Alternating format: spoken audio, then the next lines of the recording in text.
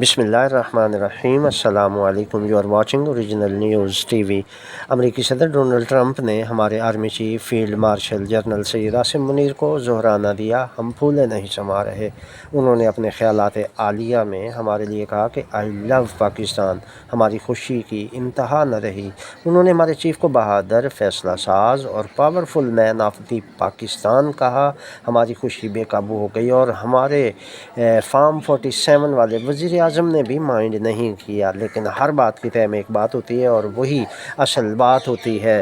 Trump صاحب بولے کہ آئی لو پاکستان، مجھے بھارتی فلم پی کے کا ڈائلاگ یاد آ گیا کہ آئی لو چکن، تو اس کا مطلب یہ ہے کہ میں اسے پکا کر کھاؤں گا، یہ نہیں کہ مجھے اس سے پیار ہے۔ جب سے ٹرمپ نے یہ جملہ آئی لو پاکستان کہا ہے، ہم پریشانی کا شکار ہیں۔ اگلی باری خاکم بداہن پاکستان کی نہ ہو۔ اس سے ہماری قوتوں کی پالیسیاں ایسی ہوتی ہیں کہ یہ بیک وقت کئی محاذوں پر کام کر رہے ہوتے ہیں۔ مثلا ایران اسرائیل جنگ جاری ہے، تو اس کا مطلب یہ نہیں کہ ان کا پورا فوکس صرف اسی جنگ پر ہے، بلکہ وہ اس کے ساتھ ساتھ دوسرے محاذوں پر بھی فعال ہوتے ہیں۔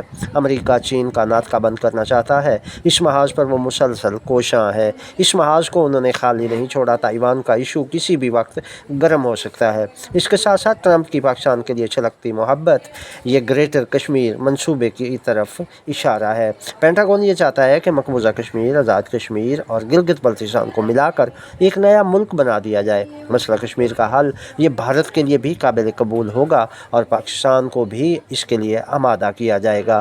اس کے لیے ایسا لگ رہا ہے کہ مودی نے اپنی آمادگی دکھا دی ہے، کیونکہ مودی کو چین سے خطرہ ہے۔ آخر بھارتی فوج کے افسران کب تک چینی فوجیوں سے تھپڑ کھاتے رہیں گے؟ یہی وجہ ہے کہ کشمیر کے مسئلے کو حل کروانے کے ٹرمپ کے بیان کے بعد بھارت کی جانب سے کوئی ٹھوس رد عمل سامنے نہیں آیا۔ اب امریکہ یہ چاہتا ہے کہ مقبوضہ اور آزاد کشمیر اور گلگت بلتستان کو ملا کر ایک نیا ملک بنا دیا جائے۔ اس میں امریکہ عبوری سیٹ اپ بنائے گا اور کچھ عرصے بعد وہاں انتخابات کروا کر ایک منتخب حکومت تشکیل دے گا۔ اس سے پاکستان اور انڈیا کے درمیان برسوں سے سلگتا ہوا مسئلہ حل ہو جائے گا۔ ان دونوں ملکوں میں قائم ہو جائے گا اور ممکن ہے حالیہ ٹرمپ فیلڈ مارشل ملاقات میں اسی منصوبے پر بات چیت کی گئی ہو۔ اب سوال یہ ہے کہ امریکہ ایسا کیوں چاہتا ہے، تو اس کا جواب سادہ سا ہے کہ امریکہ کو چین کی گردن پر انگوٹھا رکھنے کے لیے ایک پلیٹ فارم کی ضرورت ہے، اور اس سے بڑا سنہری موقع امریکہ کو اور کوئی مل ہی نہیں سکتا۔ اس سے جہاں چین کی دفاعی ناکہ بندی کی جا سکے گی، وہیں سی پیک منصوبے کا سنگم بھی گلگت بلتستان میں ہونے سے معاشی طور پر بھی بندشیں لگائی جا سکیں گی، کیونکہ چین کا سی پیک منصوبہ گلگت سے ہی پاکستان اور افغانستان دونوں ممالک میں داخل ہوتا ہے۔